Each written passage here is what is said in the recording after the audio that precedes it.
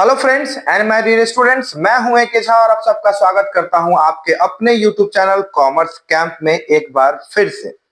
आइए आज फिर हम लोग बात करते हैं क्लास 12th के बिजनेस स्टडीज के मार्केटिंग चैप्टर के अगले सेगमेंट के बारे में, जिसका नाम है प्लेस या प्लेस मिक्स या फिर फिजिकल डिस्ट्रीब्यूशन। इसको आप प्लेस और प्लेस मिक्स को एक साथ हम पढ़ेंगे, दोनों अलग चीजें हैं।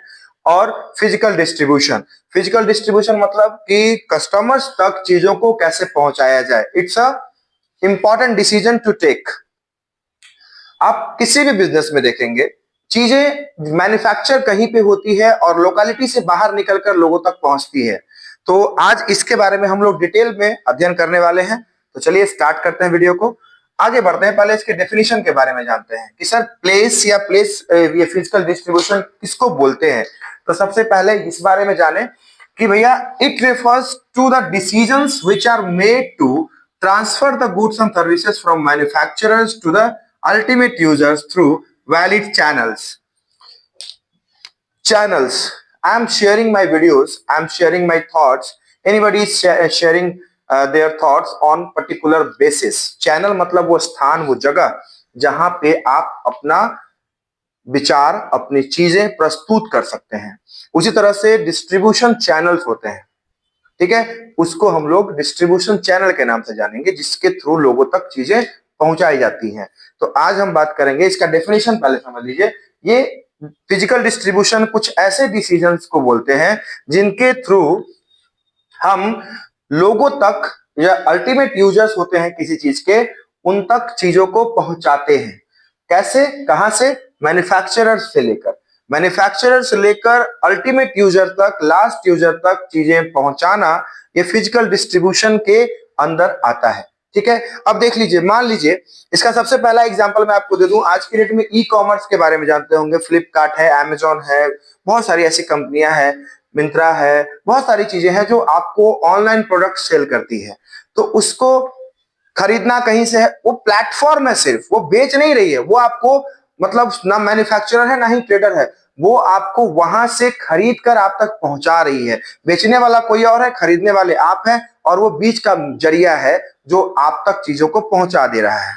ठीक है, तो आज के डेट में बेचने वाले के लिए वो हो जाएगा फिजिकल डिस्ट्रीब्यूशन। क्योंकि जो प्रोडक्ट, मान लीजिए कि एबीसी लिमिटेड करके एक शू कंपनी है, अब वो जूता बेचती है स्टोर खोल करके भी, अपना दुकान खोल करके कंपनियां स्टोर खोल करके मार्केट में बेचती है, कस्टमर्स वहां से भी खरीदते हैं। लेकिन जो कस्टमर्स दूर दराज के हैं, गांव के हैं, या फिर जो ऑनलाइन शॉपिंग करना चाहते हैं, तो वो एक ऑप्शन कस्टमर्स को देती है कि भैया you can buy it online also, आप इसको ऑनलाइन भी खरीद सकते हैं। तो वो भी एक चैनल ऑफ डिस्ट्रीब्यूशन हो गया।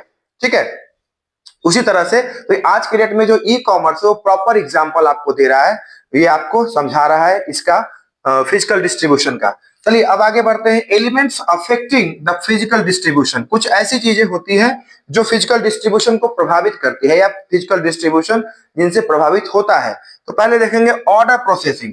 आप देखते होंगे इसका सबसे पहला जो एलिमेंट है वह ऑर्डर प्रोसेसिंग। किस एरिया से ऑर्डर्स आ रहे हैं, किस एरिया से ऑर्डर्स आ रहे हैं। Orders means not only the online platform order processing. Order means जैसे एक होलसेलर है, वो पर्टिकुलर एरिया में अपना बिजनेस ऑपरेट करता है, तो वो मैन्युफैक्चरर्स को बोलेगा कि भैया हमको 50 पीस 100 पीस भेज दीजिए, या 50 क्विंटल, अगर वॉल्यूम में मंगा रहा है तो 50 क्विंटल, 50 केजी, 50 बोरी ऐसे करके हमको भेज दीजिए। तो वो होलसेलर के पास में भेजता है। तो होलसेलर का भी वो ऑर्डर प्रोसेसिंग है। वो जो मैन्युफैक्चरर है वो उस होलसेलर के रिगार्डिंग मैन्युफैक्चरिंग करके और चीजों को पहुंचाता है। अगर उसके पास शॉर्टेज है तो वो कहीं से अरेंज करके भी मैन्युफैक्चर करके उसको पहुंचाने की कोशिश करता है। ये ऑर्डर प्रोसेसिंग होता है। ऑर्डर प्रोसेसिंग मतलब आपने ऑर्डर दिया, अगले को आपने ऑर्डर दिया कि भैया हमको ये चीज चाहिए। अब अगला सोचेगा, आपने ऑर्डर ले लिया, अब आप सोचेंगे, अब आप करेंगे ट्रांसपोर्टेशन का यूज, क्योंकि माथा पे रख के तो आप ले नहीं जाएंगे, आप ले जाएंगे कैसे, किसी न किसी व्हीकल से। तो लास्ट वीडियो में भी हमने चर्चा की है कि ट्रांसपोर्टेशन दो तरीके से होगा, कैरेज और फ्रेट। अगर छोटी मोटी गाड़ियों से कैरी करना है तो कैरेज कहलाएगा, और मालगाड़ी वगैरह से, ट्रेन वगैरह से, बड़ी व्हीकल से अगर आपको उसको पहुंचाना है एक दूसरे जगह तो वो आपका फ्रेट कहलाएगा। तो ट्रांसपोर्टेशन बहुत जरूरी है। देखते होंगे आपका, जब अब इसको मैं एग्जांपल के थ्रू बाद में समझा दूंगा, पहले चारों पॉइंट को क्लियर कर लूं। ठीक है, वेयर हाउसिंग। उसके बाद आप अगर 50 पीस का डिमांड है तो 50 पीस आप लेकर के रखते हैं, कहीं ना कहीं स्टोर करते हैं, उसको वेयर हाउसिंग कहते हैं, स्टोरेज ऑफ गुड्स। आप स्टोर इसलिए कर लेते हैं कि 50 पीस आपने एक एक्सपेक्टेड क्वांटिटी मंगाया, उसमें से आपको अभी रिसेंट डिमांड है 30 पीसेस का, तो 30 पीसेस आपने डिमांड को फुलफिल कर दिया।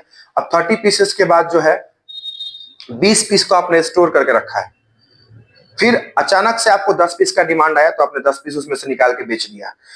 इसको बोलते हैं वेयरहाउसिंग, स्टोरेज, ताकि आपको बार बार चीजें मंगाना ना पड़े। आपने बिजनेस सर्विसेज में वेयरहाउसिंग भी पढ़ा होगा और ट्रांसपोर्टेशन भी पढ़ा होगा, ठीक है, चैप्टर जो क्लास 11 में पढ़ना है उसमें। उसके बाद है आपका last but not the least inventory control. It is the basic चीज, it is the basic thing which is kept in mind while we are preparing for physical distribution. जब हम फिजिकल डिस्ट्रीब्यूशन के लिए प्रिपेयर कर रहे हैं, physical distribution के लिए तैयारी कर रहे हैं, तो हमें ये इन्वेंट्री कंट्रोल बहुत जरूरी है। इन्वेंट्री कंट्रोल का मतलब होता है हमारे पास कितना स्टॉक है और कितने स्टॉक को हम अपने कंट्रोल में रख रहे हैं। मान लीजिए हमारे पास दुकान में 4 पीस बचा हुआ है, लेकिन मेरा होलसेलर के साथ या जो डिस्ट्रीब्यूटर है या जो ऑपरेट करता है उस एरिया में उस चीज को, तो उसके साथ, डीलर्स के साथ हमारा अच्छा कांटेक्ट है। हम जब चाहेंगे एक फोन कॉल पे हमारे पास माल 1 घंटे 2 घंटे 4 घंटे में आ जाएगा या एक दिन में आ जाएगा, तो उसको इन्वेंट्री कंट्रोल कहते हैं। कंट्रोल मींस ऐसा नहीं है कि आप हम अपने पास में बहुत सारा स्टॉक करके रख लिए तो उसको इन्वेंट्री कंट्रोल कहेंगे। Control means how you manage the goods to reach the customers तक या अल्टीमेट यूजर्स तक आप चीजों को कैसे पहुंचा रहे हैं, ये कंट्रोल कहलाता है।